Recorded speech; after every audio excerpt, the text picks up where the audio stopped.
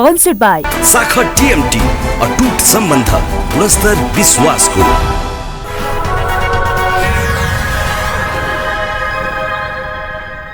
यहाँलाई सर्वप्रथम स्वागत छ। नेकपा एमालेको जुन 10औं राष्ट्रिय महाधिवेशनको तयारी निरन्तर अपडेट त हामीले लिइरहेको छौँ। त्यही पनि आजको दिनमा चाहिँ कस्तो कहाँसम्म पुगेको छ त्यो भन्दैन।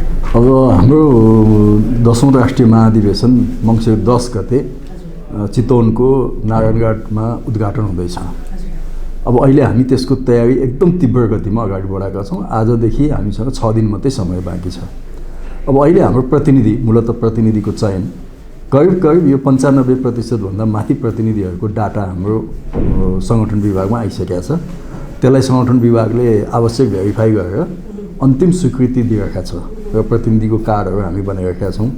नारायणघाटमा नारायणी नदीको किनार फाँटमा उद्घाटन समारोहको मञ्चको निर्माण काम हामी 1 गतेबाट थालेका छौँ। त्यो काम पनि अगाडि बढ्दैछ। 9 गते दिउँसोसम्ममा हाम्रो उद्घाटन समारोहको मञ्च निर्माण काम सम्पन्न हुन्छ। उता बन्द सत्र हाम्रो सौरामा हुन्छ।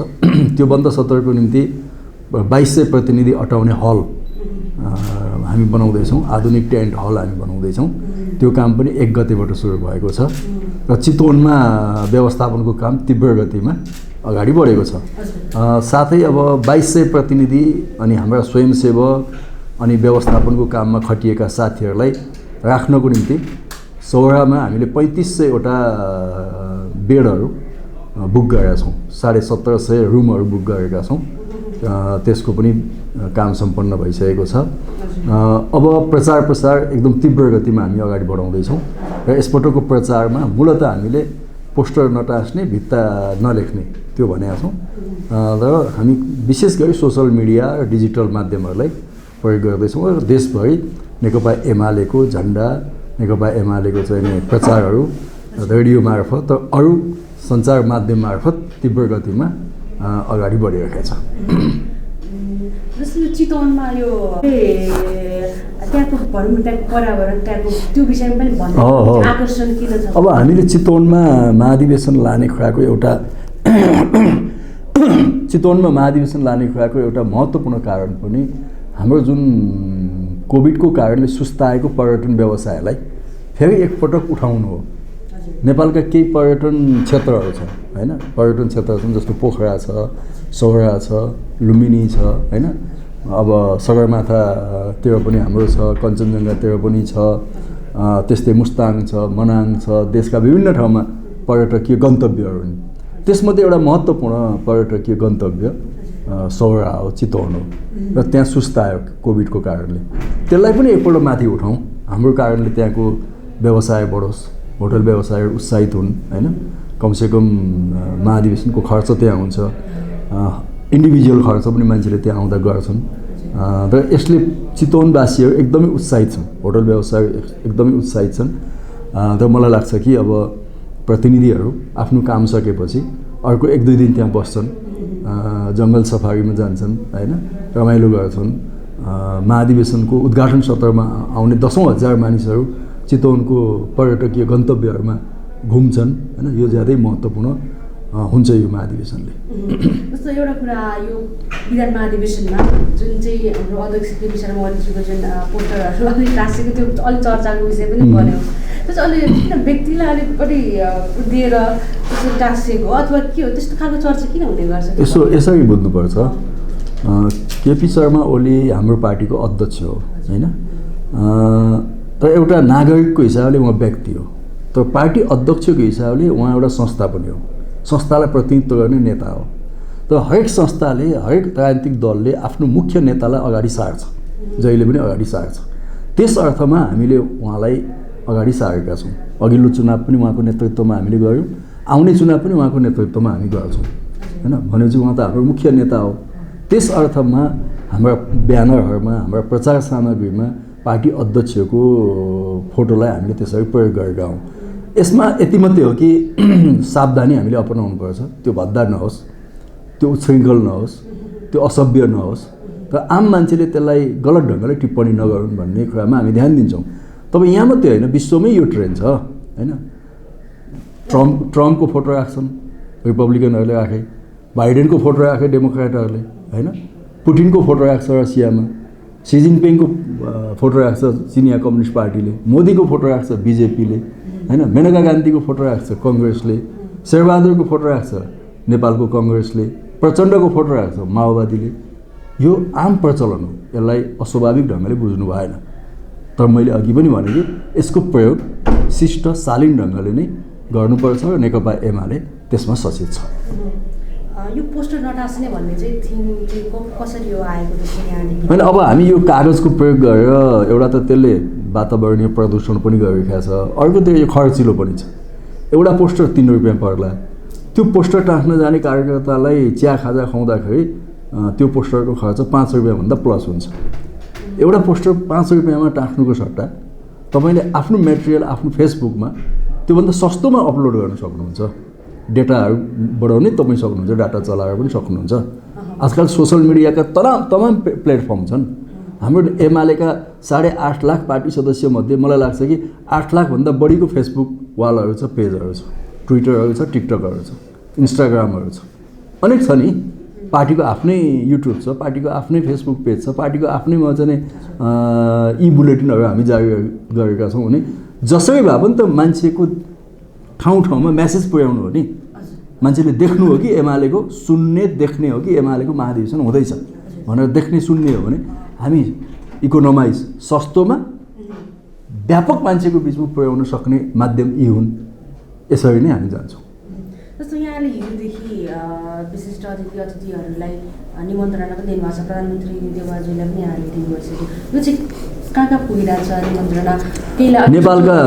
नेपालका प्रमुख राजनीतिक दलहरूलाई हामीले निमन्त्रणा गरेका छौँ, प्रधानमन्त्री सहित होइन, सबै दलका अध्यक्षज्यूहरूलाई गरेका छौँ र विदेशी अतिथिहरूलाई पनि विभिन्न महादेशका, सबै महादेशका हामीसँग विभिन्न सम्बन्धका छन्। जस्तो भातृ सम्बन्ध भनेर कम्युनिस्ट पार्टी, दुनियाँका धेरै कम्युनिस्ट पार्टीलाई हामीले निमन्त्रणा पठाएका छौँ।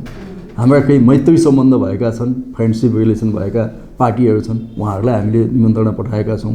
दक्षिण एसियाका चाहिँ सत्तारूढ दल, प्रतिपक्षी दलहरूलाई पनि हामीले पठाएका छौँ।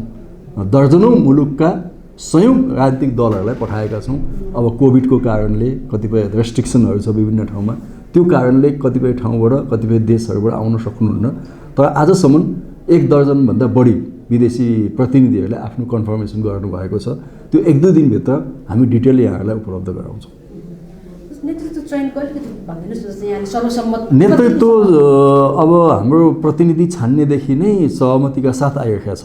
यो एउटा राम्रो सिम्टम हो, पोजिटिभ सिम्टम हो। तर यसले हामी के आशा गर्न सक्छौँ भने पार्टीको केन्द्रीय नेतृत्व पनि महाधिवेशनले सहमतिका साथ नै चुन्छ भन्ने एउटा आशा हामीलाई जगाएको छ। तर पार्टी सदस्य जो प्रतिनिधि भएर आएको छ र विधानले उसलाई केन्द्रीय सदस्य अथवा पदाधिकारीमा उठ्ने अनुमति दिन्छ भने, त्यो मापदण्डले अनुमति दिन्छ भने कुनै पनि मानिसहरूको अधिकार चाहिँ एमाले खोज्दैन। तर त्यो अधिकारको अभ्यास गरिरहँदा हामी सकेसम्म सहमतिका साथ होइन, एकअर्कालाई समर्थन गर्ने, त्याग गर्ने मानसिकताबाट र आवश्यकता पर्दा जिम्मेवारी लिने मानसिकताबाट जान्छौँ। र त्यो बाटोबाट जाँदा मलाई विश्वास छ कि हामी एउटा सहमतिमै गर्न सक्छौँ। अब 5 लाख मान्छे चितवनमा उतार्नु भनेको त्यो एउटा विशाल व्यवस्थापन हो। त्यो व्यवस्थापनलाई हामी कुशलताका साथ सम्पन्न गर्छौँ। 2200 प्रतिनिधिहरूलाई 3 दिनसम्म राखेर सन्तुष्ट बनाएर फर्काउनु पनि एउटा ठुलो म्यानेजमेन्ट हो होइन। अब 50औँ देशका हाम्रा विदेशी पाहुनाहरूलाई ल्याउने, देशभित्र राख्ने, घुमाउने, एमालेको महाधिवेशनमा देखाउने, त्यो पनि एउटा हाम्रो व्यवस्थापकीय कुशलताभित्रै पर्छ। हजारौँ स्वयंसेवकहरू त्यसमा परिचालित हुन्छन्, स्थानीय कार्यकर्ताहरू त्यसमा परिचालित हुन्छन् र नेकपा एमाले यो ठुला इभेन्टहरू आयोजना गर्ने एउटा च्याम्पियन पार्टी हो। त्यसैले यसमा त्यति समस्या हुँदैन। हामी मिडियाको साथीहरूलाई पनि भनेका छौँ, मिडियाको साथीहरूलाई पनि हामीले खुल्ला गरेका छौँ महाधिवेशनमा। अब यसपटक लाइभ गर्ने, प्रत्यक्ष प्रसारण गर्ने एउटा केन्द्रीय योजना हामीले बनाएका छौँ र हामीले भनेका छौँ देशभरका हजारौँ टेलिभिजनहरू, अनलाइनहरू, युट्युबहरू जति पनि हुनुहुन्छ उहाँहरूले हाम्रो केन्द्रीय त्यो प्रत्यक्ष प्रसारणबाट सिग्नल लिएर गर्न सक्नुहुन्छ। आफै टेक्नोलोजी लिएर त्यो युपी भ्यान लिएर चाहिँ त्यहाँ जानुपर्ने अवस्था अब टेलिभिजनलाई छैन। त्यो सिग्नल सबै हामी दिन्छौँ। पदाधिकारीमा त्यस्तो हुने सम्भावना छैन भन्छ। होला, पदाधिकारीमा पनि सहमति होला। भएन भने चुनाव हुन्छ, के ठुलो कुरा भयो। हामी त 8औं महाधिवेशनमा चुनावै लडेर आएका हौँ, 9औंमा चुनावै लडेर आएका हौँ। अब चुनावको केही पोजिटिभ कुराहरू छन्, केही यसका वैगुनिक कुराहरू पनि छन् होइन। विशेष गरिकन अब पार्टीमा अलिकति स्थायी खालको गुटबन्दी बन्ने, तलदेखि माथिसम्म एउटा प्यारलल डिभिजन हुने स्थिति चुनावको कारणले अलिअलि हुँदो रहेछ होइन। त्यसको कमजोरी हो। त यसको बलियो पक्ष के हो भने नेता हरदम कार्यकर्तासँग एट्याच हुन्छ, उसँगै हुन्छ। यसका केही त राम्रा पक्षहरू पनि छन् होइन। यसका राम्रा नराम्रा पक्षलाई एनालाइसिस गरेर एमाले उपयुक्त विधि अवलम्बन गर्छ। जस्तो पूर्व माओवादीका नेताहरू र 10 बुँदे कार्यान्वयन असन्तुष्ट नेताहरूलाई कसरी मिलाउनुहुन्छ सर्वसम्मत? पूर्व माओवादी, पश्चिम माओवादी, 10 बुँदे, 20 बुँदे, 50 बुँदे सबै नेकपा एमाले भित्र एडजस्ट हुन्छ, अटाउँछ। हुन्छ, यहाँको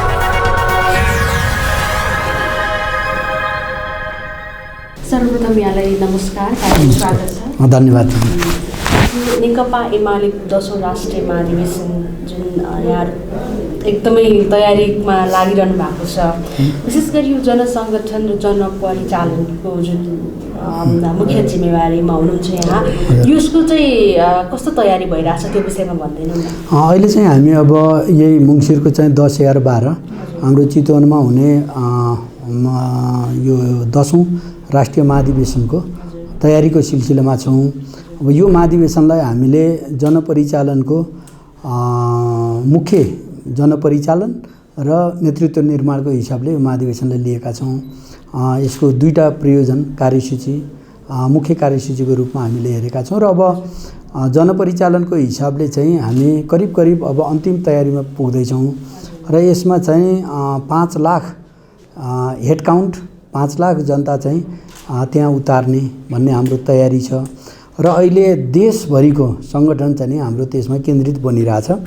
जनसङ्गठनहरू पनि हाम्रो 22वटै जनसङ्गठनहरू सबै असाध्यै क्रियाशील रूपमा चाहिँ लागिरहनु भएको छ जनपरिचालनको निम्ति र अर्को पार्टीका कमिटीहरू पनि, स्थानीय कमिटीहरू पनि देशभरि नै सक्रिय बनिरहनु भएको स्थिति छ र हाम्रो 8.5 लाख पार्टी सदस्यहरू पनि उत्साहको साथमा यसमा लागिरहनु भएको छ। त्यस हिसाबले चाहिँ हामी एकदमै होपफुल के कुरामा छौँ भन्दाखेरि हामीले 5 लाख हेड काउन्ट जनता त्यहाँ उतार्छौँ र यो हिस्टोरिकल हो। नेपालको इतिहासमा यति जनता कसैले उतारेको पनि थिएन, हामीले पनि उतारेका थिएनौँ र यो पटक चाहिँ एउटा साँच्चै जनसागर हामी चाहिँ चितवनमा उतार्दैछौँ र अब चितवनको भरतपुर वास्तवमा एउटा त्यो उसले मात्रै धान्दैन, त्यो नदी किनारको त्यो खुला मैदानले मात्रै धान्दैन र यो चितवनको भरतपुरभरि चाहिँ एउटा जनभेल त्यहाँ चाहिँ उत्रिन्छ र त्यस हिसाबले हामीले तयारी गरिरहेछौँ र अब ठाउँ ठाउँमा जिम्मेवारी बाँडिएको छ। यसमा मुख्य जिम्मेवारी बागमती प्रदेश कमिटी, त्यसपछि गण्डकी प्रदेश कमिटी र लुम्बिनी प्रदेश कमिटी मुख्य सहभागिताको निम्ति चाहिँ यसलाई आधार बनाइएको छ र जनसङ्गठनहरू 22वटै जनसङ्गठनहरू चाहिँ खास गरी काठमाडौँ, त्यसपछि लुम्बिनी, गण्डकी र बागमतीका अरू जिल्लाहरू त्यहाँबाट चाहिँ सहभागिता गराउने गरी चाहिँ अहिले हाम्रो सक्रियता भइरहेछ। आजै मात्र पनि काठमाडौँमा चाहिँ विशाल मोटरसाइकल र्याली निस्किँदैछ यो युवा सङ्घ र विद्यार्थीहरूको तर्फबाट। त्यसै गरेर त्यसमा चाहिँ हेड काउन्ट 5000 मोटरसाइकल र्याली मोटरसाइकलको चाहिँ तयारी भइरहेछ। त्यसअनुसार अहिले चाहिँ 1 बजे त्यसको चाहिँ यो अहिले करिब निस्किने तयारीमै छ। त्यस हिसाबले चाहिँ हामी चाहिँ सञ्चालन गर्दैछौँ र देशभरि प्रत्येक जिल्लाको सदरमुकामहरूमा, प्रत्येक जिल्लाको मुख्य सहरहरूमा चाहिँ हामीले 7 गते मोटरसाइकल र्याली गर्छौँ जनसङ्गठनहरूको आयोजनामा। त्यस हिसाबले चाहिँ तयारी गर्दैछौँ र भोलि हाम्रो जनपरिचालन मूल कमिटीको चाहिँ बैठक हामी भोलि बिहान 8 बजे बस्दैछौँ र जनसङ्गठनहरूको आज साँझ चाहिँ 4 बजे हामी बैठक बस्दैछौँ र त्यसमा हामी अन्तिम तयारीको चाहिँ नि छलफलहरू गर्छौँ र कार्यसूची हामीले बनाइसकेका छौँ। त्यसअनुसार चाहिँ सम्पूर्ण रूपले तयारीलाई अन्तिम रूप दिने र सहभागिताको हिसाबले खास गरी सवारी साधनहरूको उपस्थिति, सवारी साधनहरू हामीलाई कमी हुन्छ कि भन्ने हाम्रो चिन्ता छ। त्यसलाई पनि हामीले निजी सवारी साधनहरू पनि प्रयोग गरेर खास गरी गण्डकी लुम्बिनी र त्यसपछि बागमतीको अलि नजिक डिस्टेन्स यो चाहिँ बाट आफ्नै सवारी साधनलाई प्रयोग गरेर पनि आउनुहोस् भनेर हामीले चाहिँ अपिल गर्दैछौँ र सम्पूर्ण जनताहरूको चाहिँ यो एउटा ऐतिहासिक अवसर हो। यो हामी त्यसमा अरू धेरै भव्य प्रस्तुतिहरू पनि हामी गर्छौँ। त्यसमा चाहिँ त्यस खालको पनि तयारी भइरहेछ हाम्रो। त्यसलाई अब खास गरी हाम्रो महाधिवेशन स्थललाई सिँगार्ने कुरामा काठमाडौँदेखि चितवनसम्म, बुटवलदेखि भरतपुरसम्म यो हिसाबले चाहिँ अरू पनि हेटौडादेखि चाहिँ तपाईँको भरतपुरसम्म र मुगलिनदेखि चाहिँ अब पोखरादेखि नै चाहिँ भरतपुरसम्म चाहिँ यो सिँगार्ने कुरामा पनि त्यसमा गेट निर्माणदेखि लिएर यी सबै कुराको हामीले तयारी गरिरहेछौँ र त्यही ठाउँमा पनि हाम्रो सबै जनजातिहरूको जातीय एउटा हाम्रो अवस्था चाहिँ झल्किने गरी चाहिँ झाँकीहरू प्रस्तुत गर्ने, सांस्कृतिक झाँकीहरू प्रस्तुत गर्ने। हाम्रो देश बहुभाषी, बहुसांस्कृतिक, बहुधार्मिक छ। मूलतः बहुसंस्कृतिलाई झल्काउने गरी चाहिँ हामीले त्यहाँ प्रस्तुत गर्ने हाम्रो चाहिँ योजना छ। सांस्कृतिक हिसाबले पनि सङ्गीत क्षेत्रका कलाकारहरूलाई यो 72 वर्ष चाहिँ कम्युनिस्ट आन्दोलनको चाहिँ स्थापना भएको, कम्युनिस्ट पार्टीको स्थापना भएको चाहिँ 72औं वर्षको सङ्केत गर्ने गरी चाहिँ 72 जना हाम्रा नृत्यकारहरू, कलाकारहरूले एकै ठाउँमा डान्स गर्ने, नृत्य प्रस्तुत गर्ने गरी त्यस खालको तयारी पनि भइरहेछ र अरू पनि यसका चाहिँ धेरै पक्षहरू छन्। त्यसमा हामी चाहिँ लागि नै रहेछौँ र असाध्यै भव्य यो चाहिँ आजसम्म नभएको प्रदर्शन चाहिँ हामी गर्दैछौँ। हरेक हिसाबले यसलाई चाहिँ हिस्टोरिकल बनाउने गरी चाहिँ हामी जाँदैछौँ। त्यस खालको तयारी भइरहेछ। जस्तो बागमती प्रदेशलाई 3 लाख हजुर जनसङ्ख्याको छ। हामीले 2.5 लाख केन्द्रबाट, केन्द्रीय हिसाबले 2.5 लाखको चाहिँ हाम्रो उहाँहरूसँग अपेक्षा हो। बागमतीलाई उहाँहरूले 3 लाखको तयारी गरिरहनु भएको छ। जस्तो यो चाहिँ जस्तो यो जुन भार छ नि जनता मतलब त्यहाँ सहभागी जुटाउने, यो चाहिँ कुन आधारमा यहाँहरूले यो तय गर्नुभएको हो नि? यो चाहिँ यो कस्तो हुन्छ भन्दाखेरि तपाईँ हामीले 62-63 को जनआन्दोलन हेरेका छौँ नि। त्यो जनआन्दोलनमा चाहिँ कल्पना गरे भन्दा बढी त्यो चाहिँ कुनै एउटा पार्टीको तयारीको हिसाबले मात्रै त्यहाँ जनता उत्रेको थिएन। जनता स्वतस्फूर्त रूपमा मैदानमा उत्रिरहेको थियो नि। यो पटक हाम्रो महाधिवेशनमा त्यस्तै हुनेवाला छ। मूलतः चितवनका जनताले हामीलाई के लाग्दैछ भन्दाखेरि दैलो लगाएर उहाँहरू सपरिवार आउनेवाला हुनुहुन्छ। हामीले जे सुन्दैछौँ नि अहिले वृद्धहरूको कुरा सुन्नुहोस्, बच्चाबच्चीहरूको कुरा सुन्नुहोस्, हामी सबै महाधिवेशनमा जान्छौँ भनेर उहाँहरूले भनिरहनु भएको छ। त्यो सबै हेर्दाखेरि चाहिँ चितवनले मात्रै हामी 1 लाख सहभागी बनाउँछौँ भनेर भन्नुभएको छ। यो चाहिँ पार्टीगत योजना हो। त्योभन्दा बढी आफै स्वतस्फूर्त रूपमा जनता आउनेवाला छ भने चितवनको पपुलेसनको हिसाब गरौँ न हामीले। त्यो हिसाबले हेर्दाखेरि कुनै ठुलो कुरा होइन। बागमतीकै पनि चितवनले 1 लाख भनेको छ, अरू चाहिँ 2 लाख उहाँहरूले बाँड्नु भएको छ। त्यो हिसाबले अहिले व्यापक चाहिँ ओडामा तयारी भइरहेछ, गाउँमा तयारी भइरहेछ। देशै एमालेमय जस्तो भइरहेछ अहिले। देशै एमाले, तपाईँले मिडिया हेर्नुभयो भने पनि देशै अब नेताको हिसाबले केपी ओलीमय, अरू नेताहरू होइन त्यस रूपमा गइरहेछ। अरू पार्टीगत हिसाबले हेर्नुहुन्छ भने एमालेमय जस्तो भइरहेछ देश। जनता चाहिँ सबै एउटा चाहिँ लालायित छ। यो देश, यो परिवर्तन, यो चाहिँ आन्दोलनलाई अगाडि बढाउने, देशको चाहिँ एउटा देशलाई सही दिशामा अगाडि बढाउने पार्टी एमाले नै हो भन्ने हिसाबले चाहिँ नि एमाले आऊ देश बचाऊ, एमाले आऊ परिवर्तन जोगाऊ, एमाले आऊ विकासतर्फ देशलाई लैजाऊ भन्ने टाइपमा चाहिँ गइरहेछ अहिले परिस्थिति। एउटा विङ चलिरहेछ। यो विङको कारणले गर्दाखेरि चाहिँ नि हामीलाई जनता परिचालनमा त्यति दुःख पनि भइरहेको छैन। अलिकति सैद्धान्तिक कुरामा हजुर, प्रथम विधान महाधिवेशनले जनताको बहुजन जनवाद हजुर स्वर्गीय जननेता मदन भण्डारीज्यूले प्रतिपादन गरेको भनेको छ। एमाले अब यही दिशामा अघि बढ्छ, यसलाई अलिकति प्रश्न यसमा चाहिँ अब हामी नीतिगत हिसाबले हाम्रो महाधिवेशनबाट हामी क्लियर गरेका छौँ। हाम्रो मार्गदर्शक सिद्धान्त मार्क्सवाद, लेनिनवाद, जनताको बहुदलीय जनवाद हुन्छ। जनताको बहुदलीय जनवाद हाम्रो देशको चाहिँ एउटा पृष्ठभूमिमा, नेपालको राजनीतिको पृष्ठभूमिमा हाम्रा अभ्यासहरूबाट चाहिँ हामीले सिर्जना गरेको एउटा विचारको रूपमा चाहिँ जनताको बहुदलीय जनवाद छ। हामीले जुन हिसाबले हाम्रो आन्दोलनलाई अगाडि बढाउँदै आयौँ, कम्युनिस्ट आन्दोलनलाई, नेपालको प्रजातान्त्रिक आन्दोलनलाई, राजनीतिक आन्दोलनलाई हामी जसरी अगाडि बढाउँदै आइरहेका छौँ र त्यो एउटा चाहिँ त्यसको अनुभव बाट चाहिँ नि हामीले निर्माण गरेको चाहिँ नि एउटा सिद्धान्त हो।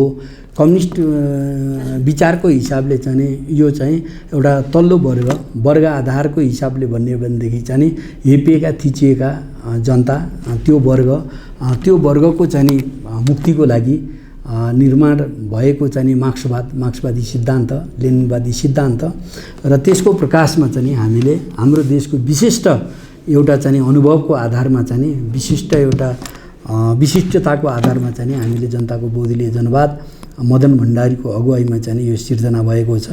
यसलाई हामीले स्थापित गरेका छौँ र यो नै हाम्रो देशको चाहिँ नि कम्युनिस्ट आन्दोलन र हाम्रो देशको सन्दर्भमा अहिलेको राजनीतिको चाहिँ एउटा मूल मियो सिद्धान्तको रूपमा छ र यसलाई नै हामी मार्गदर्शक सिद्धान्त मानेर जान्छौँ र यसमा हाम्रो पार्टीमा चाहिँ कुनै दुविधा पनि छैन र कुनै चाहिँ यसमा त्यसकालको विरोधको अवस्था पनि छैन। यो सर्वसम्मतिले हामीले पास गरेर अगाडि बढेका छौँ।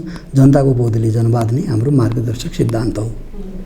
यो महाधिवेशन अलिक विशेष पनि किन भन्दाखेरि यही वर्ष यहाँ पार्टी विभाजित भएको छ हैन। अब केही कम्युनिस्ट शक्तिहरूले अब जब अलि पर्याप्त भएन कि भन्ने खालको पनि दृष्टिकोण राख्नुहुन्छ नि, उहाँलाई के भन्नुहुन्छ? जस्तो त्यसरी त्यस्तो अभिव्यक्ति चाहिँ यो जनताको बहुदलीय जनवाद के आधारमा चाहिँ परिपूर्ण भएन त?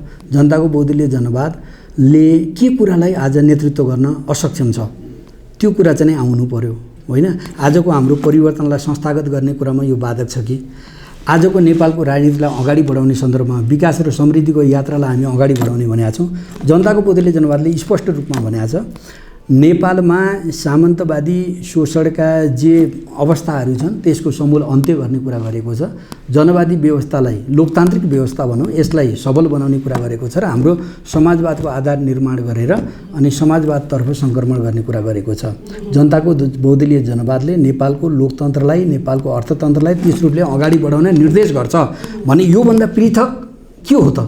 कसैले भन्छ भनेदेखि त्यो चिज आउनु पर्यो, होइन भनेदेखि आजको बाटो यही नै हो। हाम्रा पुराना अवशेषहरू जे छन् विकासका बाधक तत्त्वहरू ती सबैलाई हामी त्यसको अन्त्य गर्छौँ। त्यसपछि हामी लोकतन्त्रलाई हामी बलियो बनाउँछौँ, जनवादलाई हामी बलियो बनाउँछौँ। अर्थात् सांस्कृतिक हिसाबले अर्थतन्त्रको हिसाबले राजनीतिको हिसाबले त्यसलाई हामी सबलीकरण गरेर अगाडि बढ्छौँ। त्यसपछि हामी चाहिँ यसको तात्पर्य के हो भने समाजवादका आधार निर्माण गर्छौँ र हामी त्यसपछि समाजवादमा सङ्क्रमण गर्छौँ। सामाजिक न्यायसहितको चाहिँ लोकतन्त्रलाई हामी स्थापित गरेर अगाडि बढ्छौँ, अर्थतन्त्रलाई स्थापित गरेर अगाडि बढ्छौँ। यो नै आजको नेपालको लागि आवश्यक विचार हो, आवश्यक सिद्धान्त हो, कार्यक्रम हो भनेदेखि योभन्दा पृथक के छ त? कसले देखाउन सक्छ? यो कसैले देखाउन सकेको छ त? आजका पार्टीहरू तपाईँले हेर्नुभयो भनेदेखि चाहिँ नि माओवादी हेर्नुहोस्, उहाँको के हो त फरक विचार? नेपाललाई डेभलपमेन्टतर्फ अगाडि बढाउने आधार के हो त? कार्यक्रम के हो त्यो देखाउन सक्नु पर्यो। काङ्ग्रेसको के हो त्यो देखाउन सक्नु पर्यो। हाम्रो दाबी के छ भने सबभन्दा उन्नत विचार बोकेर हामी अगाडि बढिरहेछौँ। यो सबैभन्दा उन्नत विचार हो र सही विचार हो आजको नेपालको।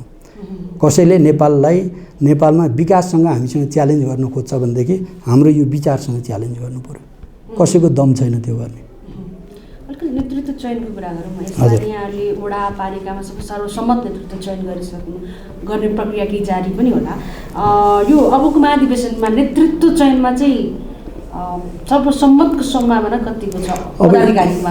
अब यसमा के छ भन्दाखेरि हामीले आह्वान गऱ्यौँ, हाम्रो केन्द्रीय कमिटीले आह्वान गर्यो कि अधिवेशनहरू सर्वसम्मत हुन्। प्रतिनिधिमा पनि हामीले भन्यौँ सकेसम्म सर्वसम्मतिको खोजी गरौँ, लोकतन्त्रको सम्मतिको चाहिँ नि अभ्यास हामीले गरौँ। हामीले धेरै अभ्यास गर्दै आयौँ। प्यानल बनाएर पार्टीभित्र पनि 2 पार्टी जस्तो चुनाव पनि गऱ्यौँ, त्यसले हामीलाई त्यति बलियो बनाएको छैन। त्यस कारणले सहमतिको लोकतन्त्रको सहमतिको अभ्यास गरौँ भनेर हामीले अपिल गऱ्यौँ। कार्यकर्ताहरूले माने, कार्यकर्ताहरूबाट कुनै कमी रहेन। प्रतिनिधि पनि धेरै अधिकांश आम रूपमै भनौँ अपवाद बाहेक यो सहमतिबाटै प्रतिनिधि चयन भएको छ। आम रूपमै वडा अधिवेशनहरू सहमतिमा टुङ्गिएका छन्, आम रूपमै पालिका अधिवेशनहरू सहमतिमा टुङ्गिएका छन् भने कार्यकर्ताले हाम्रो अपिललाई स्वीकार गरेका छन्। कार्यकर्ताको एउटा अपेक्षा छ, त्यो भनेको कम्तीमा पनि यो महाधिवेशनमा पदाधिकारीमा सहमति होस्। अब नेतृत्वतर्फ चाहिँ कार्यकर्ताहरूको एउटा अपेक्षा छ र नेतृत्वले कम्तीमा पनि अब सबै सर्वसम्मति हुन्छ यस्तो त मैले आज चाहिँ नि हाम्रा प्रतिनिधिहरू बनेर आउनुभएको साथीहरू र हाम्रो एउटा लामो इतिहासबाट खारिएका कार्यकर्ताहरूको एउटा आकाङ्क्षा छ हामी पनि महाधिवेशनमा केन्द्रीय कमिटीमा चुनाव लड्न पाऊँ भन्ने। त्यो सबैलाई हामी यही बिचमा चाहिँ नि को हुन चाहनुहुन्छ, कोले उम्मेदवारी दिनुहुन्छ त्यो पनि फिक्स भइसकेको छैन र यो बिचमै हामी सबैलाई सम्झाएर अनि त्यसपछि गएर इलेक्सन रहित चुनाव रहित चाहिँ हामीले यो महाधिवेशन सम्पन्न गर्छौँ मलाई यस्तो लाग्दैन। तर आज एउटा अपेक्षा के छ भन्दाखेरि पदाधिकारीमा सहमति होस् भन्ने अपेक्षा छ र अर्को कुरा हाम्रो चाहिँ नि अध्यक्षमा कुनै चाहिँ नि अहिले त्यस्तो चाहिँ नि म अध्यक्ष हुन्छु भनेर कोही पनि आउनुभएको छैन अथवा अरू पदाधिकारीमा पनि नेताहरूले भन्नुभएको छैन। तर पनि आम सहमति हाम्रो पार्टी पङ्क्तिमा के छ भन्दाखेरि चाहिँ केपी ओली हाम्रो पार्टीको अहिलेको महाधिवेशनको अध्यक्ष हो, सर्वसम्मत अध्यक्ष हो भन्ने एउटा फिलिङ छ र चाहिँ केपी ओली अध्यक्ष हुनुहुन्छ यो महाधिवेशनबाट। र एउटा जब नेतृत्वमा चाहिँ यस खालको सहमति छ भनेदेखि नेकपा एमालेको नेतृत्व सक्षम छ, त्यस कारणले गर्दाखेरि यो पदाधिकारीमा सहमति गराउँछ भन्ने विश्वास छ। पदाधिकारीमा सहमति हुन्छ र केन्द्रीय कमिटीमा आवश्यकता अनुसार यो चुनावमा जान सक्छ। त्यो चुनाव हुँदाखेरि पनि पार्टीलाई चाहिँ त्यसले सबल बनाउँछ र एउटा चाहिँ आकाङ्क्षीहरूले चाहिँ चित्त बुझाउने ठाउँ पनि हुन्छ। त्यस कारणले चुनावै गरौँ भन्ने पनि मेरो व्यक्तिगत राय भन्नुहुन्छ भने केन्द्रीय कमिटीमा चाहिँ नि चुनाव गराउँदाखेरि फरक पर्दैन। केन्द्रीय कमिटीमा चुनाव गरौँ केन्द्रीय सदस्यको लागि र चाहिँ नि पदाधिकारीमा सहमति गरौँ, यसले एउटा राष्ट्रिय सन्देश दिन्छ, सही चाहिँ नि एउटा निकास दिन्छ भन्ने चाहिँ लाग्छ। अब थोरै जस्तो यहाँ लगायत सबै नेताहरूले भन्दै हुनुहुन्छ कि अब फेरि केपी शर्मा ओली अध्यक्ष सर्वसम्मत हुन्छ, सहमति हुन्छ। हुन त माओवादीसँग एकता भएर नेकपा विभाजनपछि नेकपा टुटफुट बिचमा धेरै भए, फेरि पनि केपी शर्मा ओलीको नेतृत्व किन आवश्यक छ यहाँले चाहिँ के भन्नुहुन्छ? होइन, यसमा हाम्रो पार्टीको मात्रै कुरा छैन। अहिले तपाईँहरूले चाहिँ राम्रो एनालाइसिस गर्नुभयो भनेदेखि आजको नेपालको राजनीतिको नेतृत्वको एनालाइसिस गर्नुभयो भने केपी ओलीको आवश्यकता छ। केपी ओली जतिको भिजनरी इच्छाशक्ति भएको र केपी ओली जतिको चाहिँ सक्रिय भिजनरी र एउटा चाहिँ इच्छाशक्ति भएको र अडान लिन सक्ने र त्यो खालको चाहिँ नेतृत्व आज नेपालमा छैन। उहाँ एक नम्बर हो। यो देशको राजनीतिको आवश्यकता हो, आजको नेपालको आवश्यकता हो। यो नेकपा एमालेको मात्रै कुरा गर्दै छैन मैले। आज नेपाली जनताको जुन अपेक्षा छ, आकाङ्क्षा छ, विकासतर्फ देशको राजनीति अगाडि बढोस्, देशको परिवर्तन संस्थागत होस् र देशको चाहिँ हाम्रो जुन एउटा अलिकति चाहिँ अस्थिर राजनीति हो त्यसले स्थायित्व स्थिरता प्राप्त गरोस् र विकास र समृद्धि जनताको जीवनमा परिवर्तन आओस् मुख्य कुरो र देश एउटा विकासतर्फ अगाडि बढोस् भन्ने जुन जनताको अपेक्षा छ, देशको आवश्यकता छ, यसलाई लिड गर्न सक्ने त्यो तागत राख्ने अर्को कुनै नेतृत्व हामीसँग छैन। त्यसकारणले उहाँ नै हो, देशकै उहाँ हो। आज देशले नै अपेक्षा गरेको तपाईँ हेर्नुहोस् न, तपाईँ वृद्ध नागरिकदेखि लिएर तपाईँले चाहिँ बालबच्चा त्यो एउटा चाहिँ किशोर मान्छेलाई तपाईँले सोध्नुभयो भने पनि KP Oli I love you KP बा किन भनिरहेछ भन्दाखेरि त्यो चाहिँ एउटा अनुभूतिको लिडरसिप हो। त हाम्रो आजको नेपालको अनुभूतिको लिडरसिप। आज मान्छेले भाषण सुन्दैछ किन? त्यो केपी ओलीको त्यो इच्छाशक्ति, त्यो भिजन र त्यो एउटा मिसन जुन मान्छेले देखिरहेछ त्यसलाई मन पराएर भाषण सुन्दैछ। सबैको भाषण यहाँ सुन्छ जनताले, फुर्सद भएर अनि एउटा सुनेको हो र के भन्दाखेरि एउटा आकर्षण पैदा भइरहेछ अहिले। त्यस कारणले गर्दाखेरि चाहिँ अब देशले नै खोजिरहेछ भने हाम्रो पार्टीले नखोज्नुपर्ने कुनै कुरै भएन। पार्टीले त्यही हुनाले नै उहाँलाई चाहिँ हामी अध्यक्ष बनाउँछौँ र अध्यक्षको हकमा सर्वसम्मति नै हुन्छ भन्ने मेरो विश्वास छ। जस्तो पदाधिकारीमा अध्यक्षमा त अब कोही अर्को प्रतिस्पर्धी पनि त्यस्तो देखिएको छ, यद्यपि भीमराव लगायतका नेताहरू केही विद्रोह गरिरहनु भएको भन्ने बाहिर सुनिएको छ। अब पदाधिकारीमा यो महिला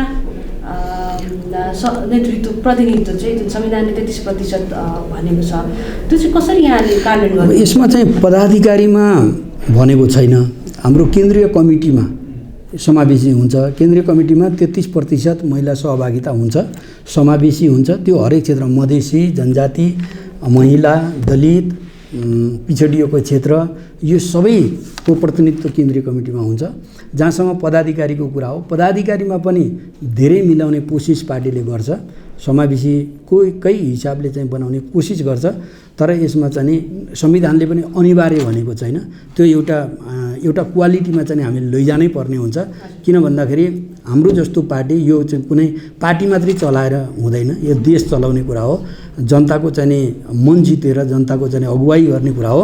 त्यसकारणले यसमा चाहिँ एउटा क्षमताको कुरा, यसमा यी धेरै कुराहरू चाहिँ हेर्नुपर्ने हुन्छ।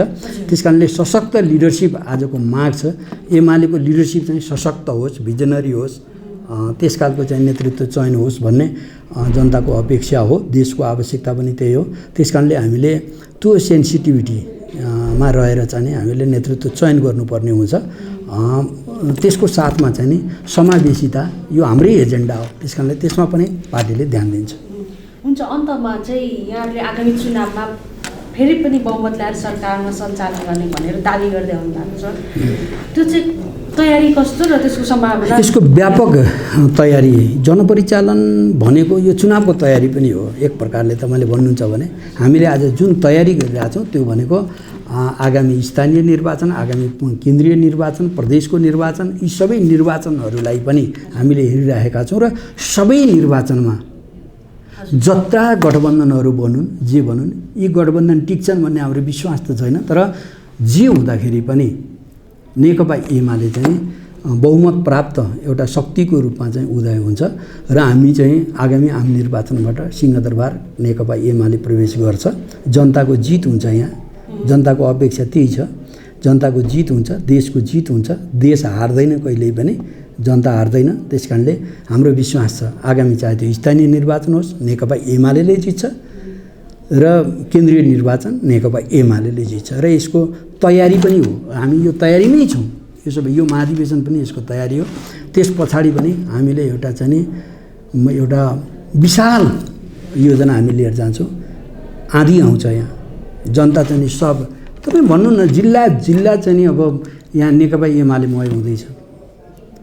यो एकपटक नेकपा एमालेलाई जनताले छोड्नेवाला छैन। यसपटक र एकपटक भनौँ न, त्यसपछि हाम्रो भूमिकामा भर पर्छ। जस्तो यसैमा अन्तिममा जस्तो यहाँले झन्डै 2/3 बहुमतको जनतामा त एउटा मेसेज पनि छ नि त, एमाले प्रतिनिधि सभा विघटन गर्यो भन्ने, र 5वटा दलले चाहिँ पुनर्स्थापित गरेर जनताको मतको कदर गर्यो भने यसलाई चाहिँ चल्नै दिएनन् नि। गणितीय हिसाबले चाहिँ यो संसदीय राजनीतिमा गणितको पनि भूमिका र महत्त्व छ। त्यस हिसाबले हाम्रो गणितमा हामी अलिकति पछाडि पऱ्यौँ। हामी पछाडि पऱ्यौँ भन्नुको अर्थ जनता अलिकति पछाडि पर्ने स्थिति बन्यो। जोडजाम गरेका थियौँ नि त, हामी माओवादीसँग मिलेका थियौँ, माओवादी पार्टी एकता गरेका थियौँ। अब सत्ता स्वार्थमा लागे, व्यक्तिगत स्वार्थमा लागे, यो कुनै देश जनताको आज देखिरहनु भएको छ नि। यो गठबन्धन बनाएर हामीलाई जुन घेराबन्दी गरियो, हाम्रो विरुद्धमा चाहिँ जुन ढङ्गले गुटबन्दी गरियो, यो के का लागि रहेछ त? अलिक प्रष्ट भएन के का लागि रहेछ? यो अदालतको फैसला यो के रहेछ? परमादेशको सरकार हो यो ढोकाबाट छिरेकै सरकार होइन, यो झ्यालबाट छिरेको सरकार। यो किन बनाइएको रहेछ? के गर्दैछ यसले? तपाईँले सब देखिरहनु भएको छ नि। यसले केही गर्दैछ त? केही गरेछ देश जनताको लागि? केही देखाउने चिज केही छ? विश्लेषण गर्ने चिज पनि छैन। यो स्वतः यसको कुन न समर्थन न विरोधी, यो एउटा चाहिँ सरकारै छ र भने जस्तो स्थिति पैदा भयो नेपालमा। जे हामीले चाहिँ भनेका थियौँ त्यही भइरहेछ नि त। जे केपी ओलीले भन्नुभएको थियो त्यही भइरहेछ। यो चल्नेवाला छैन। यो सब गठबन्धन, यो सब चाहिँ स्वार्थीहरूको चाहिँ गठजोड हो। स्वार्थी, लम्पट, कुर्सी मोहबाट ग्रसित व्यक्तिहरूको चाहिँ यो चाहिँ एउटा गठबन्धन हो।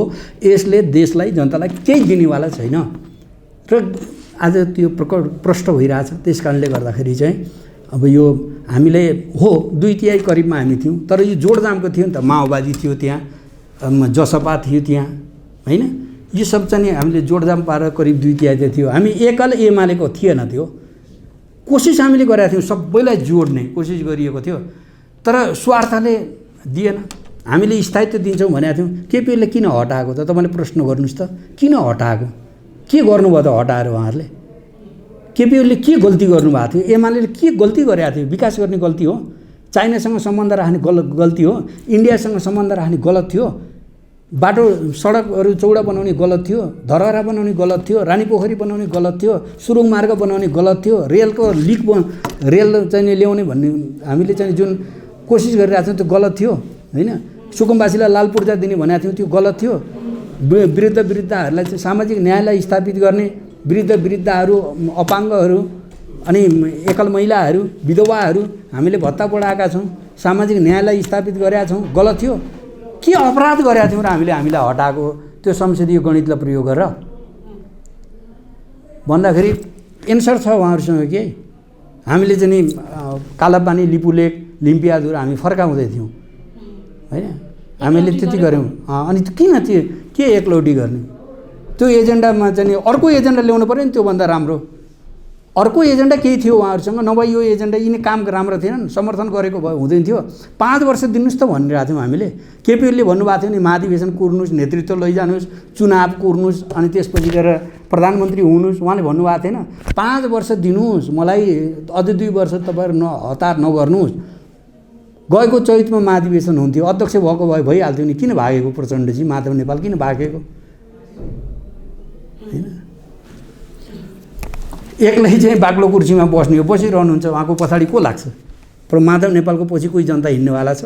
त्यो पार्टी चल्नेवाला छ? त्यो एउटा क्लबको रूपमा पनि बाँकी रहनेवाला छैन। हेर्दै जानुहोस् न 2-4 महिना सब फर्किने हो। माओवादी पार्टी पनि चल्नेवाला छैन, त्यो माओवादीको पसल बन्द हुनेवाला छ। जनताले सरल भाषामा बुझ्ने यो चाहिँ के छ भन्दाखेरि हामीले अब विकासतर्फ केन्द्रित गरेर अगाडि बढाउने कुरामा चाहिँ नि स्थानीय तहहरू पनि तपाईँले हेर्नुभयो भने स्थानीय तहहरू होला कहीँ कमी कमजोर रह्यो होला। हामी किनभने अलिकति चाहिँ नि त्यसलाई जुन हिसाबले ट्रेन गरेर एउटा चाहिँ नि विकासमा चाहिँ नि एउटै लयमा हिँडाउनु पर्ने हो, त्यो चाहिँ त्यसमा अलिकति चाहिँ कमी रहेको छ। तर स्थानीय तहको तपाईँले हेर्नुभयो भने उहाँहरू पनि जनताप्रति चाहिँ नि डिभोटेड भएर चाहिँ नि विकास निर्माणमा लागिरहनु भएको छ। जनप्रतिनिधिहरू चाहिँ नि सबै खराब छन् भन्ने कुरा होइन, अपवादको रूपमा कोही खराब पनि होला। यत्रो ठुलो चाहिँ नि एउटा महाअभियानमा खराबी पनि होला, त्यसको हामीले चाहिँ मूल्याङ्कन गर्नुपर्ने हुन्छ। जनताले पनि मूल्याङ्कन गर्छ, त्यो आफ्नो बाटो छ। तर हामीले जहाँ जितेका छौँ त्यहाँ विकास भएको छ, हामीले जहाँ जितेका छौँ त्यहाँ जनताको सेवा हामीले पुर्याएका छौँ। तपाईँले हेर्नुभयो भने कुनै पनि ठाउँमा तपाईँ चाहिँ आज विकासको चाहिँ स्थानीय लेभलदेखि प्रदेशदेखि लिएर तपाईँ केन्द्रीय स्तरसम्म चाहिँ हामी केवल यो अवधिमा विकासमा केन्द्रित भएको छौँ, जनताको सेवामा, जनताको हितमा केन्द्रित भएको छौँ। हामी निजी हाम्रो निजी जीवन तपाईँको चाहिँ निजी जीवन जसरी केपी ओलीले भन्नुहुन्छ निजी जीवन मेरो जीवन भनेको जनताको लागि हो, त्यसै गरी नेकपा एमालेको पङ्क्तिलाई तपाईँले हेर्नुभयो भने हामी सबैको जीवन जनताकै सेवामा समर्पित छ। हामीले त्यो नै गरिरहेछौँ। आज चाहिँ स्थानीय तहमा पनि तपाईँले हेर्नुभयो भनेदेखि त्यो भेटाउनुहुन्छ। हामीले त्यसै हिसाबले नै हाम्रो पार्टी पङ्क्ति चाहिँ हाम्रा स्थानीय तहका मेयर, उपमेयरहरू, अध्यक्ष, उपाध्यक्षहरू, वडा अध्यक्षहरू, वडा सदस्यहरू त्यसै गरी लागिरहनु भएको छ। त्यस कारणले यसमा चाहिँ नि हामीले कमी गरेका छौँ भन्ने हामीलाई लाग्दैन र हामी राजनीतिलाई, देशको राजनीतिलाई विकासमा केन्द्रित गरेर अगाडि बढाउने हाम्रो कोसिस हो। विकासमा केन्द्रित, सधैँभरि राजनीतिको झगडा छ, राजनीतिक मुद्दामा कुर्सीकै झगडा छ। हिजोसम्म चाहिँ नि हामी राजतन्त्रको विरुद्धमा लडियो, अनि त्यसभन्दा अगाडि पञ्चायतको विरुद्धमा लडियो। के भयो त भन्दाखेरि सधैँभरि राजनीतिक दलहरू हामीहरू चाहिँ यो राजनीतिक मुद्दामा केन्द्रित भयो, विकासमा केन्द्रित हुनै सकेन। अब हाम्रो जोड केमा भन्दाखेरि विकासमा केन्द्रित गरौँ।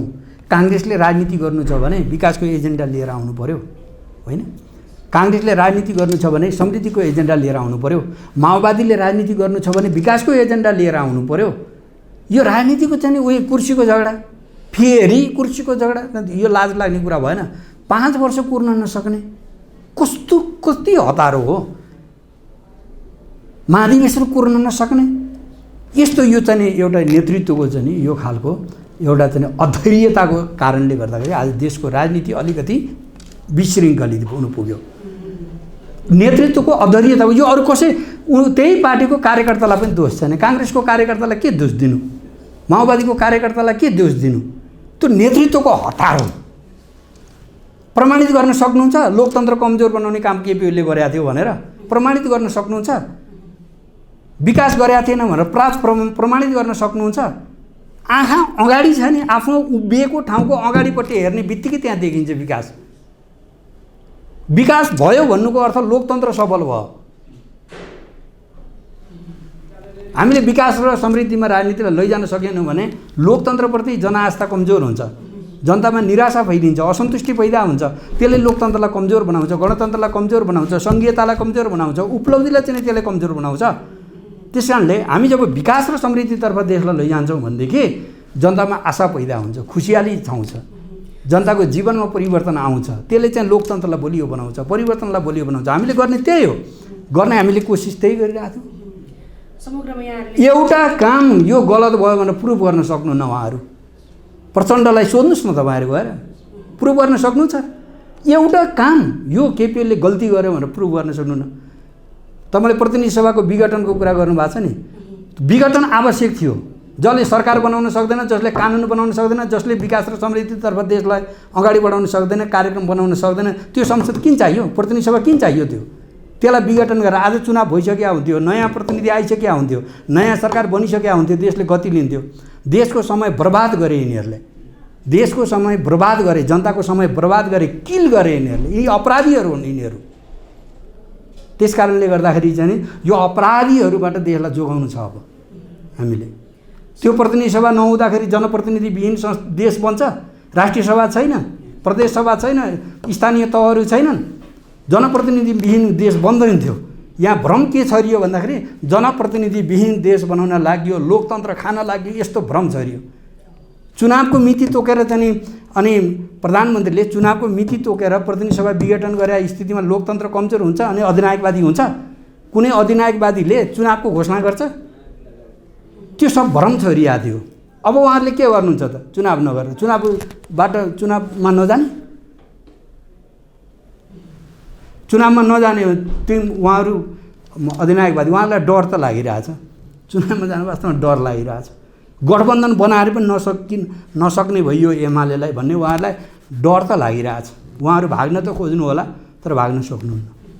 हजुर, समृद्ध नेपाल सुखी नेपालीको नारामा यहाँहरू अघि हुनुहुन्छ। एकदम हाम्रो त्यही मात्रै, हाम्रो जनतालाई समृद्ध बनाउनु छ, देशलाई समृद्ध बनाउनु छ, विकासतर्फ राजनीतिलाई अगाडि बढाउनु छ। हाम्रो त्यति मात्रै उद्देश्य हो, अरू केही पनि छैन। सर्वसम्मतको सन्देश पनि त्यही हो। सर्वसम्मति, अहिले हामी सर्वसम्मति पदाधिकारीमा सर्वसम्मति गर्नुहोस् हामीले नेताहरूलाई भनिरहेछौँ। हाम्रो यो नयाँ पुस्ता भनौँ न, हामी केन्द्रीय सदस्यहरू छौँ, युवा पुस्ता हामी छौँ। तपाईँहरू सहमति गर्नुहोस्। सहमति गर्नु न, चुनावमै जानु छ भने अब हामीले पनि सोच्नुपर्ने भयो। पदाधिकारी चाहिँ हामीले नेकपा एमाले चलाउन नसक्ने, हामी सक्दैनौँ, हामी भनेको कुरा होइन। यो नेतृत्वप्रतिको हाम्रो विश्वास हो, उहाँहरूप्रतिको हाम्रो सम्मान हो। र हामीले पदाधिकारीमा तपाईँहरू मिलाउनुहोस्, तपाईँहरू सहमति गर्नुहोस् र एउटा चाहिँ नेतृत्वको व्यवस्थापन गरेर तपाईँहरू अगाडि बढ्नुहोस् भन्ने हाम्रो चाहिँ आग्रह छ। नभए अब चुनावै गर्ने हो भने हामीले के गर्ने? हामी पनि तयारी गर्नुपर्ने होला। हामी चाहिँ नि त्यस्तो नेतृत्वमा आउनै नसक्ने, पदाधिकारी हुनै नमिल्ने, विधानको हिसाबले पनि हामी अब्बल छौँ, हाम्रो इतिहासको हिसाबले पनि हामी अब्बल छौँ, हुनै नसक्ने भन्ने कुरा होइन। तर हाम्रो कोसिस के हो भन्दाखेरि सहमति गरेर अगाडि बढ्नुहोस् भन्ने हाम्रो कोसिस हो र आजको आवश्यकता पनि त्यही हो। र हाम्रो सबल नेतृत्व भएको हुनाले हाम्रो अध्यक्ष कमरेड केपी शर्मा ओली हामी विश्वास गर्छौँ। एउटा क्षमतावान लिडरसिप आज देशले प्राप्त गरेको छ। हाम्रो पार्टीलाई पनि गौरव छ, त्यसमा हामीलाई पनि गौरव छ र उहाँले चाहिँ सहमति गरेर अगाडि बढाउनुहुन्छ भन्ने हाम्रो विश्वास पनि छ। अरू नेताहरू पनि सक्षम हुनुहुन्छ। त्यस कारणले यो पदाधिकारीमा सहमति गरेर पार्टी अगाडि बढ्छ भन्ने हाम्रो विश्वास छ। यहाँको महत्त्वपूर्ण समय विचारको धन्यवाद छ। हस्, धन्यवाद।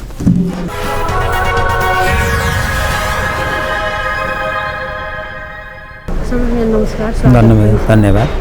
नेकपा एमालेको जुन महाधिवेशन यहाँको प्रतिनिधि को चाहिँ यो विवरण आउने क्रम जारी छ भन्ने छ। यो चाहिँ अहिले यो अवस्था के छ? प्रतिनिधि चयनको विषय चाहिँ अहिले समापन भइसक्यो, के छ त्यो विषयमा? नेकपा एमालेको देशभरिबाट र विदेशबाट पनि आउने झन्नै 2000 प्रतिनिधिहरूमध्ये झन्नै 1700को हाराहारीमा प्रतिनिधि छनौटको काम सम्पन्न भइसकेको छ भने केही जिल्लामा सर्वसम्मतिको प्रयास भइरहेको छ र केही जिल्लामा चुनावको पनि नतिजा आउन बाँकी छ। 1-2 दिनभित्र हामी समग्रमा एमालेको 2000 प्रतिनिधि छनौटको काम सम्पन्न गर्छौँ भने त्यसपछि पार्टी केन्द्रीय कमिटीले त्यसको 5%मा नबढ्ने गरी मनोनयन गर्छ र जम्मा गरी 2100 प्रतिनिधि हाम्रो महाधिवेशनमा हुन्छ। महाधिवेशनको प्रतिनिधिहरू मूल रूपमा सर्वसम्मतिका साथ हामीले चयन गऱ्यौँ र सर्वसम्मतिको चयन गरेर हामीले यसभन्दा अगाडि पालिका त्यसै गरी चाहिँ वडाहरूमा जुन खालको नेतृत्व सर्वसम्मतिले गरेका थियौँ त्यसैको एउटा निरन्तरता महाधिवेशन प्रतिनिधि पनि गरेका छौँ। र यसको सङ्केत के हो त भने अब आउँदा महाधिवेशन हलबाट पनि हामी सकेसम्म सर्वसम्मतिका साथ नेतृत्व चयन गर्छौँ। यदि त्यो सम्भव भएन यदाकदा प्रतिस्पर्धामा इच्छा रुचि जागो साथीहरूको भने हामी अभ्यस्त छौँ। हामीले धेरै अगाडिदेखि महाधिवेशनबाट आन्तरिक रूपमा प्रतिस्पर्धा गर्ने चलनै हाम्रो छ। प्रतिस्पर्धामा पराजित र विजयी पक्ष दुईटै अङ्कमाल गरेर पार्टी निर्माणमा सहयात्रा गरेको हाम्रो इतिहास छ। त्यसो भएको हुनाले हामीलाई खास त्यसमा पनि खास अर्थ अप्ठ्यारो लाग्दैन। हामी निर्भयका साथ आवश्यक पर्यो भने प्रतिस्पर्धा लोकतान्त्रिक अभ्यासबाट पनि नेतृत्व निर्माण गर्छौँ। जस्तो पदाधिकारीमा भनेपछि सर्वसम्मत नै हुने चाहिँ नदेखिएको हो निर्वाचन। हाम्रो पार्टीको अध्यक्ष केपी शर्मा ओली हुनुहुन्छ र उहाँ चाहिँ सर्वसम्मतिका साथ चयन हुनुहुन्छ। त्यसपछि चाहिँ वरिष्ठ नेता, वरिष्ठ उपाध्यक्षहरू र अरू पदाधिकारीमा सकेसम्म सर्वसम्मतिको प्रयास हुन्छ। हुँदै भएन भने हामी लोकतान्त्रिक अभ्यास गरेर पनि छान्छौँ नेतृत्व निर्माण। तर हामी यसपल्टको नेतृत्व व्यापक समावेशीका आधारमा छान्छौँ। त्यसभित्र महिलाहरूको छुट्टै क्लस्टर हुन्छ, 1/3 हुन्छ, आदिवासी जनजाति, मधेसी, मुस्लिम, थारू, त्यसपछि चाहिँ पिछडिएको क्षेत्र, यी सबैको प्रतिनिधित्व हुने गरी हामी समावेशी तरिकाले नेतृत्व छान्छौँ। ती सबैको क्लस्टर हामीले बाँडी पनि सकेका छौँ र एक हिसाबले भन्दाखेरि यो महाधिवेशनबाट नेकपा एमालेको अब बन्ने 225 सदस्यीय केन्द्रीय कमिटी व्यापक समावेशीका आधारमा हुन्छ र नेपालको सम्पूर्ण भूगोल, जनसङ्ख्या, समुदाय सबैको प्रतिनिधित्व हुने गरी गर्छौँ हामी। यहाँले यो महाधिवेशन चाहिँ आगामी चुनावको टार्गेट राखेर गरिरहनु भएको छ? होइन, महाधिवेशन हाम्रो नियमित प्रक्रिया हो। अब 5-5 वर्षमा महाधिवेशन गर्नै पर्छ। बिचमा नेकपा कालमा हामीले महाधिवेशन गर्न सकेनौँ। एउटा गतिहीनता र ठहरावको अवस्था उत्पन्न भयो। त्यसलाई हामीले चिरेर नेकपा एमालेको अब नियमित महाधिवेशन 71 सालमा 8औँ महाधिवेशन भएको थियो भने अहिले हामी 10औँ महाधिवेशन गर्छौँ र यो 10औँ महाधिवेशन पछाडि फेरि 5 वर्षमा 11औँ महाधिवेशन हुन्छ।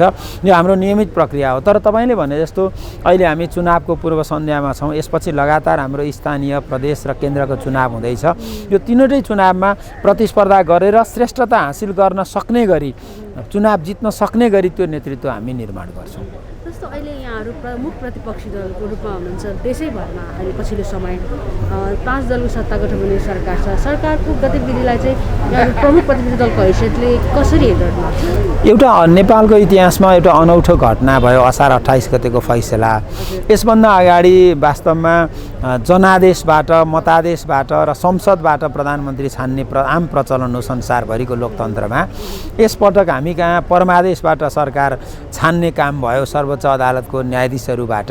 हामीले त्यसलाई चाहिँ परमादेशको सरकार भनेका छौँ र यो सरकार वास्तवमा कानुन सम्मत र संविधान सम्मत छैन। त्यसो भएको हुनाले चाहिँ यो सरकारले खास राम्रो काम गर्छ भन्ने हाम्रो अपेक्षा पनि थिएन, काम पनि गरेका छैन। र अहिले यावत एजेन्डाहरू जे छन् देशमा, ती एजेन्डाहरूमा सरकार पूर्ण रूपमा असफल भएको अवस्था छ। यस्तो अवस्थामा यो गठबन्धनलाई अन्तिमसम्म टिकाएर एमालेसँग प्रतिस्पर्धा र प्रतिद्वन्दिता गर्छु भन्दै हुनुहुन्छ उहाँहरू। नेकपा एमालेसँग एक्लै प्रतिस्पर्धा गर्न नसक्ने भएरै उहाँहरू चाहिँ समुच्चमा हामी एमालेसँग सबै गठबन्धनबाटै चुनाव लड्छौँ भन्दै हुनुहुन्छ। यदि त्यो भयो भने पनि नेकपा एमाले त्यो फेस गर्न तयार छ, अन्यथा सिङ्गल पनि हामी चुनाव लड्न तयार छौँ। हामीले भनेकै छौँ एमालेका लागि ठुलो कुरा होइन, हामी जोसुकैसँग पनि प्रतिस्पर्धा गर्न तयार छौँ। अहिले लाखौँको सङ्ख्यामा नयाँ पुस्ता एमालेमा भित्रिएको छ। अहिले हामीले एप्स बनाएको छौँ पार्टीको, डिजिटल प्रविधिबाट सदस्यता भर्न पाइन्छ। हजारौँ मान्छेहरूले दैनिक भर्दै हुनुहुन्छ। हाम्रो यो महाधिवेशनमा 1 रुपियाँ पनि हामी चन्दा उठाउँदैनौँ। आफ्नै पार्टीका सदस्यहरूबाट 100 रुपियाँका दरले भनेका थियौँ, तर 1000, 5500 हैसियत अनुसारको 8,21,000 सदस्यले पैसा दिँदै हुनुहुन्छ। करोडौँ पैसा उठ्दैछ। हामी कुनै व्यापारी, व्यवसायी, ठेकदारहरूसँग चन्दा नमागिकन यो अधिवेशन आफ्नै सदस्यबाट गर्न सक्ने सामर्थ्यमा छौँ। यत्रो ठुलो सदस्यको एउटा चाहिँ हामीसँग भण्डार छ। त्यो सदस्यहरूको स्ट्रेन्थ र अब बन्ने कुशल नेतृत्व, केपी शर्मा ओलीको नेतृत्वको पार्टीको केन्द्रीय कमिटीले नेतृत्व गरेर देशव्यापी रूपमा हामी चुनावी अभियान परिचालन गर्छौँ र एमालेको सिङ्गो पङ्क्ति परिचालन गरेर जोसुकै आए पनि हामी प्रतिस्पर्धा गर्न तयार छौँ। जस्तो माओवादीसँग एकता, फेरि पछि फुट मतलब विभाजनसम्मको यो महाधिवेशन एक हिसाबले त्यही हिसाबले पनि विशेष रहला। यो महाधिवेशनपछि चाहिँ अब समृद्ध नेपाल, सुखी नेपाली जुन यहाँहरूले नारा ल्याउनु हुन्छ नि, त्यो पुरा हुन्छ भन्ने ऊर्जा चाहिँ कसरी प्राप्त गर्न सकिन्छ त्यस्तो आशावादी मूल कुरा के हो भने केपी शर्मा ओली मुलुकमा 3 वर्ष 4 महिना 26 दिन प्रधानमन्त्री हुनुभयो। उहाँ प्रधानमन्त्री भएका बखतमा देशले प्रारम्भ गरेका मूलतः 4 भागमा बाँड्छु म ती कामहरू। एउटा भौतिक विकास, एउटा मानवीय विकास, एउटा राजनीतिक निकासको कुरा र अर्को राष्ट्रियताको सम्वर्धन गर्ने कुरा। यी 4वटा हामीले गरेका सरकारमा बस्दा गरेका कामहरू जसको लामो फेरिस्त बन्छ, तिनै चिजहरू हाम्रा चाहिँ सम्पत्ति हुन्। विगतको एमालेको विरासत पुष्पलाल, मदन भण्डारी, मनमोहन अधिकारीले स्थापना गरेको त्यो विरासत पनि सर्दै एमालेमा आएको छ। त्यसो भएको हुनाले चाहिँ नेकपा एमालेका लागि काफी एजेन्डाहरू छन् जनताका बिचमा जानका लागि। त्यस कारणले गर्दाखेरि हाम्रो इतिहासको त्यो गौरवशाली जुन परम्परा छ त्यसलाई लिएर जनताका बिचमा जान्छौँ र हामी चुनावमा आरामसाथ हामी अरूसँग प्रतिस्पर्धा गर्न सक्छौँ। हामीले नेकपा बनाएर बलियो पार्टी निर्माण गर्न प्रयत्न गरेका थियौँ, त्यसबाट असफल भयौँ। माओवादी जस्तो एउटा अस्थिर शक्ति, प्रचण्ड जस्तो अस्थिर व्यक्तिलाई साथ लिन प्रयास गरियो, त्यो असफल भयो। अब फेरि हामी एमालेको आफ्नै आन्तरिक आफ्नो आत्मबल र हाम्रो आत्मगत शक्तिले नै हामी मुलुकमा एउटा बलियो राजनीतिक शक्तिको रूपमा स्थापित हुन्छौँ। निमन्त्रणा दिइसक्नु भएको छ पार्टीको लागि। यहाँहरूसँगै पहिला काम गर्नुभएको जो अलिक विभाजित हुनुहुन्छ, उहाँहरूलाई निमन्त्रणा पुगेन भन्ने खालको गुनासो छ नि। हामीले खास गरी देश विदेशका थुप्रै राजनीतिक पार्टीहरूलाई महाधिवेशनको उद्घाटन समारोह चितवनमा निम्तो गरेका छौँ। विदेशका पनि कयौँ राजनीतिक पार्टीहरू त्यसमा सहभागी हुनुहुन्छ, देशभित्रको पनि सबै पार्टीहरू आउनुहुन्छ। तपाईँले इङ्गित गरेको त्यो राजनीतिक पार्टी चाहिँ खास गरी वैधानिक रूपमा दर्ता भएको पार्टी होइन। सर्वोच्च अदालतले, निर्वाचन आयोगले सभामुखको एमाले जसरी पनि विभाजन गर्ने कुत्सित मनसाय र षड्यन्त्रका कारणले बनेको पार्टी हो त्यो। त्यस कारणले त्यो पार्टी अहिले पनि राजनीतिक रूपमा त्यसले कुनै वैधता प्राप्त गरेको छैन, त्यसकारण त्यसलाई हामीले निम्तो गरेनौँ। यसमा यहाँहरूको यो विधान महाधिवेशन छुट्टै भयो होइन, त्यस्तै नयाँ नयाँ व्यवस्थाहरू अरू पनि केही छन् कि? जस्तो अहिले यो पनि भव्यसँग जस्तो यहाँको त्यो गैडाले समातेको झन्डा लोगो त्यो खालको आकर्षण छ, यस्तै आकर्षण चाहिँ अरू के छन् त्यो पनि? अनि यसपल्टको नेकपा एमालेको 10औं महाधिवेशन भनेको अस्तिको विधान महाधिवेशनले तय गरे अनुरूपकै हो। नेपालको इतिहासमा एमाले पहिलोपल्ट विधान महाधिवेशन गर्यो। विधान महाधिवेशन गर्ने नेपालमा कुनै पार्टीको परम्परा थिएन, नेपाल कम्युनिस्ट पार्टीमा पनि थिएन। हामीले गऱ्यौँ र त्यो महाधिवेशनबाट हामीले के सन्देश दियौँ भने विधि र नीतिको अलगै महाधिवेशन गर्ने र नेतृत्व निर्माणको अलगै महाधिवेशन गर्ने हामीले परम्परा प्रारम्भ गऱ्यौँ। त्यसैको निरन्तरता स्वरूप यो 10औं राष्ट्रिय महाधिवेशन आयोजना हुँदैछ। अनि यो महाधिवेशनको मुख्य पक्ष भनेको अघि पनि भने मैले, हामी कसैसँग चन्दा नमाग्ने र आफ्नै सदस्यहरूबाट पैसा उठाएर महाधिवेशन सम्पन्न गर्छौँ। दोस्रो कुरो, यो महाधिवेशनमा हामी नेतृत्व निर्माण बाहेक अरू एजेन्डामा हामी छलफल गर्दैनौँ। एकमात्र अर्जुन दृष्टि नेतृत्व निर्माणमा हुन्छ ताकि अरू विषय छायामा नपरुन् भन्ने पनि हाम्रो उद्देश्य हो। र अर्को कुरो के हो त भने यसपल्ट हामी चितवनमा महाधिवेशन गर्दैछौँ। चितवन महाधिवेशनको सन्देश के हो त भन्दाखेरि चितवनको नारायणी नदी किनारमा 5 लाखभन्दा बढी जनताको उपस्थितिमा हामी उद्घाटन गर्छौँ र देशभरिका र विदेशबाट पनि आएका 2100 प्रतिनिधि त्यहाँ उपस्थित हुनुहुन्छ। त्यो उपस्थिति चाहिँ एक किसिमको भन्दाखेरि व्यापक समावेशीका आधारमा हुन्छ र त्यसले अर्को समावेशी एउटा नेतृत्व निर्माण गर्छ। यस महाधिवेशनको मुख्य पक्ष यही नै हो। र अब गैँडाको पनि यदा कदा कसैले भाषण गरेको हामीले सुन्यौँ, झन्डा बोक्ने नभएर गैँडा ल्याए भनेर। अब त्यो कलाको पक्ष नबुझ्ने कतिपय नेताहरू हुनुहुन्छ। गैँडालाई प्रतीकात्मक रूपमा हामीले झन्डा बोकाएको भनेको चितवनलाई चिनाएको पनि हो। चितवन चाहिँ गैँडाको लागि चाहिँ एउटा प्रख्यात ठाउँ हो भनेर हामीले चिनाउन खोजेको र हाम्रो पार्टीको झन्डा गैँडाले बोकेको मतलब के हो त भन्दाखेरि पार्टीलाई स्थापित गरेका छौँ र त्यहाँको गैँडालाई पनि स्थापित गरेका छौँ। चितवनको पहिचान स्थापित गर्न खोजेको हो। खालि कला नबुझ्नेहरूले चाहिँ गैँडालाई झन्डा बोकाए भनेर भन्नुभयो। एमालेमा झन्डै बोक्ने मान्छे छैनन् भनौँ भने कसले पत्याइदिएला, यस्तो खालको केटाकेटी कुरा ठुलै मान्छेले भनेको मैले सुने।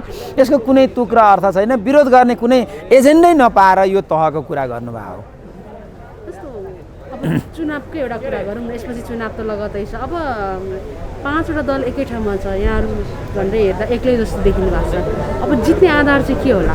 एउटा कुरो के हुँदो रहेछ भने जति जति हाम्रो एमालेका विरुद्धमा अर्को शक्ति बन्दै जान्छ नि, जनताले के बुझ्दा रहेछन् भने एमालेसँग केही छ र नै एमालेका विरुद्धमा मोर्चाबन्दी हुन्छ। आज चारजना पूर्व प्रधानमन्त्री र एउटा बहालवाला प्रधानमन्त्री एकातिर केपी ओली, एकातिर एमाले, बाँकी सबै राजनीतिक शक्ति एकातिर किन भइरहेको छ त भनेर आम जनताले चासोको नजरले हेरिरहेका छन्। के भन्दैछन् जनताले भने एमाले बलियो शक्ति रहेछ, त्यही भएर एमालेका विरुद्ध यो मोर्चाबन्दी रहेछ भन्ने कुरा हुँदैछ। त्यस कारण जति उहाँहरू मोर्चाबन्दी गर्नुहुन्छ, जति गठबन्धन गर्नुहुन्छ, त्यति त्यो गठबन्धनमा चुडिएर आम मान्छेहरू एमालेमा गोलबन्द हुँदै हुनुहुन्छ र एमाले मजबुत शक्तिको रूपमा हुँदैछ। त्यस कारण यसले हामीलाई खास ठुलो फरक पार्दैन। जति गठबन्धन गर्नुहुन्छ, जति घेराबन्दी गर्नुहुन्छ, त्यति एमाले बलियो भएर आउँछ। हुन्छ, यहाँको समय र विचारको लागि धन्यवाद। हस्, धन्यवाद।